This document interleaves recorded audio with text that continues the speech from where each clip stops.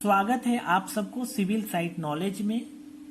आज का टॉपिक है minimum and maximum steel in column.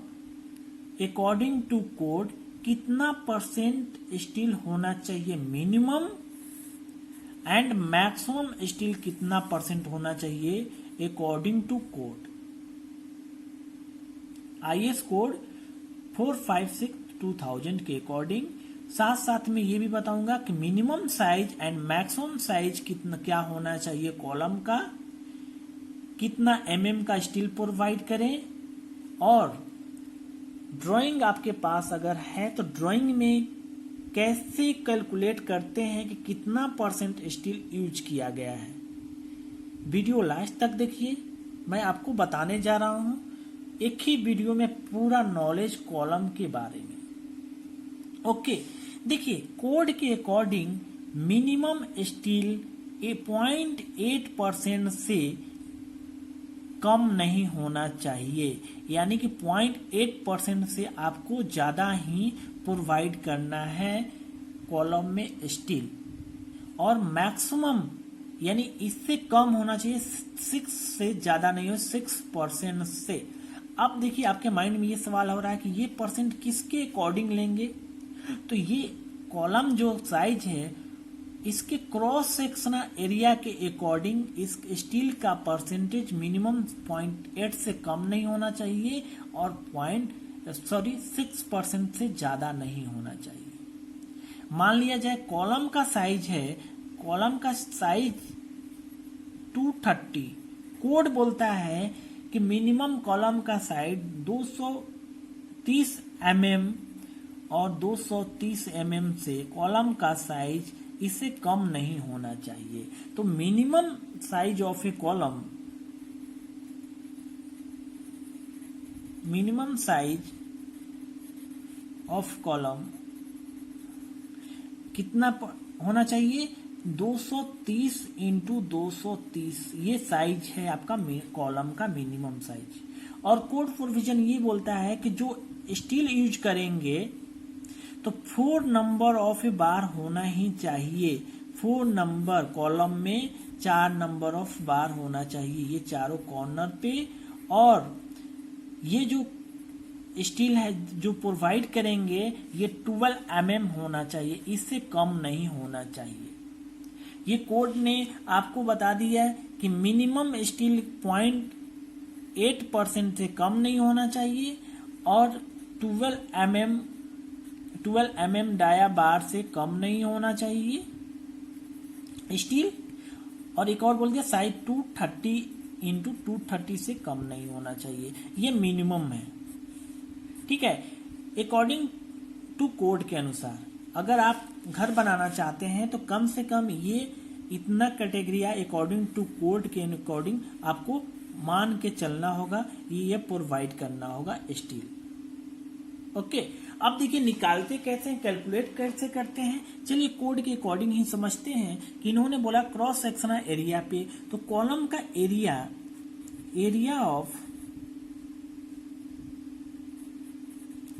Of column code बोलता है 230 × 230 mm से कम प्रोवाइड नहीं कर सकते हैं। ये mm में है, ध्यान दीजिए mm में। तो ये मल्टीप्लाई कर दीजिए 230 × 230, तो ये कितना आ जाएगा इसका एरिया 52900 mm²।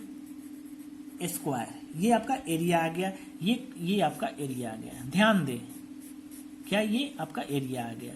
अब क्या करना है, इसमें जो स्टील प्रोवाइड की है 4 नंबर, इसका एरिया निकालना है। तो स्टील जो होता है कितने सर्कुलर शेप में होता है, सर्कुलर शेप, तो इसका एरिया सर्कुलर का कैसे निकलता है πr² एरिया। तो πr² इसका एरिया निकलते हैं। तो यहाँ हमको d मालूम है यानी डायमीटर ऑफ मालूम है, तो डाया मालूम है यानी डायमीटर मालूम है कितना, इसका 12 mm डाया होना चाहिए, डायमीटर होना चाहिए। तो r इक्वल टू d/2 कर सकते हैं, रेडियस डायमीटर का हाफ। ठीक है, तो अब एरिया निकाल लीजिए। एरिया निकालेंगे तो पाई का मान 3.14 इंटू आर कितना हो जाएगा, 12 है तो यानी कि 6 इंटू 6, तो ये कैलकुलेट कीजिए आप, तो ये कितना आ जाएगा 1113.04। अब देखिए कैलकुलेशन आपके पास कैलसी है तो कैलकुलेट कर लीजिए, 3.14 इंटू 6 इंटू 6, तो ये कितना 113.04। आप कैलकुलेट साथ में कीजिए तो बेटर समझ में आएगा। अब देखिए एक का क्रॉस सेक्शनल है, यानी कि इसका एरिया निकाला, कितने नंबर है, यानी आपके पास 4 है, तो इसमें क्या कीजिए 113.04 इंटू 4 कर दीजिए, तो ये आएगा 452.16 mm²।